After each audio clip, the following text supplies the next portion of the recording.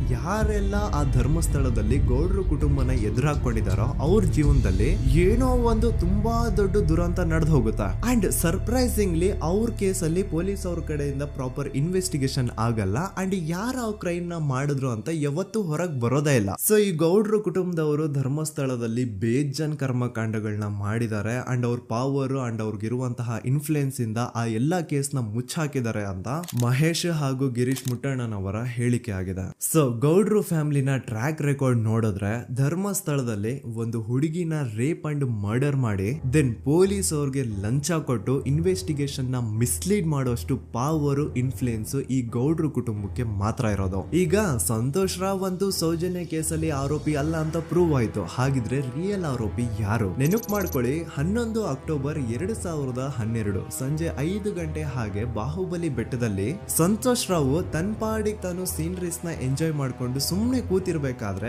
ಅವನ ಹತ್ರ 5 ಜನ ಕಿಡಿಗೇಡಿಗಳು ಬಂದು ಜಗಳ ತೆಗಿತಾರ. ಆ 5 ಜನ ಕಿಡಿಗೇಡಿಗಳು ಯಾರು ಅಂತ ನಾನು ಇಲ್ಲಿವರೆಗೂ ನಿಮ್ಗೆ ಹೇಳಿಲ್ಲ. ಸೊ ಅವರು ಬೇರೆ ಯಾರು ಅಲ್ಲ, ಚಿಕ್ಕ ಗೌಡ್ರು ಮಗ ನಿಶಾಂತ್ ಜೈನ್ ನ ವೆರಿ ಕ್ಲೋಸ್ ಫ್ರೆಂಡ್ಸ್. ಅವ್ರು ದಣಿ ಮಾಡಿರುವಂತಹ ಕ್ರೈಮ್ ಅಲ್ಲಿ ಬೇರೆ ಯಾರನ್ನಾದ್ರೂ ಸಿಗಿಸ್ಬೇಕಲ್ಲ ಅಂತ ಇವ್ರು ಬಕ್ರ ಹುಡುಕ್ತಾ ಇರ್ಬೇಕಾದ್ರೆ ಆಗ ಇವ್ರಿಗೆ ಸಿಗೋದೆ ಸಂತೋಷ್ ರಾವ್. ಅಗೇನ್ ಇನ್ನೊಂದು ಎಂತ ಕೋಇನ್ಸಿಡೆನ್ಸ್ ನೋಡಿ, ಸಂತೋಷ್ ರಾವ್ ಸೌಜನ್ಯ ಕೇಸಲ್ಲಿ ಅರೆಸ್ಟ್ ಆದ ನಂತರ ಚಿಕ್ಕ ಗೌಡ್ರು ಮಗ ನಿಶಾಂತ್ ಜೈನ್ ದೇಶನೇ ಬಿಟ್ಟು ಹೋಗ್ಬಿಡ್ತಾನೆ. ಈ ಕೇಸಲ್ಲಿ ಚಿಕ್ಕ ಗೌಡ್ರು ಮಗ ಇನ್ವಾಲ್ವ್ಮೆಂಟ್ ಇದೆ ಅಂತ ಯಾರಿಗೂ ಡೌಟೇ ಬರ್ತಾ ಇರ್ಲಿಲ್ಲ. ಡೌಟ್ ಯಾವಾಗ ಬಂತು ಅಂದ್ರೆ ಆ 5 ಜನ ಕಿಡಿಗೇಡಿಗಳು ಯಾರು ಸಂತೋಷ್ನ ಈ ಒಂದು ಕೇಸಲ್ಲಿ ಸಿಗಾಕ್ಸಿದ್ರು ಆ 5 ಜನರಲ್ಲಿ ಒಬ್ಬ ರವಿ ಪೂಜಾರಿ ಅಂತಾನು ಇರ್ತಾನೆ. ಅವನ್ಗೆ ತಾನು ತಪ್ಪು ಮಾಡಿದೀನಿ ಅಂತ ಗಿಲ್ಟ್ ಕಾಡುತ್ತೋ ಅಥವಾ ಬೇರೆ ಏನೋ ಗೊತ್ತಿಲ್ಲ, ಆದ್ರೆ ಅವನೇ ಸ್ವತಃ ಪೊಲೀಸ್ ಅವ್ರ ಹತ್ರ ಹೋಗ್ಬಿಟ್ಟು ಸೌಜನ್ಯ ಕೇಸಲ್ಲಿ ನಿಜವಾದ ಆರೋಪಿ ಸಂತೋಷ್ ಅಲ್ಲ ಕಂಡ್ರು, ಅವನ್ನ ಸುಮ್ನೆ ಸಿಗಾಕ್ಸಿರೋದಷ್ಟೇ, ನಿಜವಾದ ಆರೋಪಿಗಳು ಚಿಕ್ಕ ಗೌಡ್ರು ಮಗ ನಿಶಾಂತ್ ಜೈನ್ ಅಂಡ್ ಅವನ್ ಫ್ರೆಂಡ್ಸ್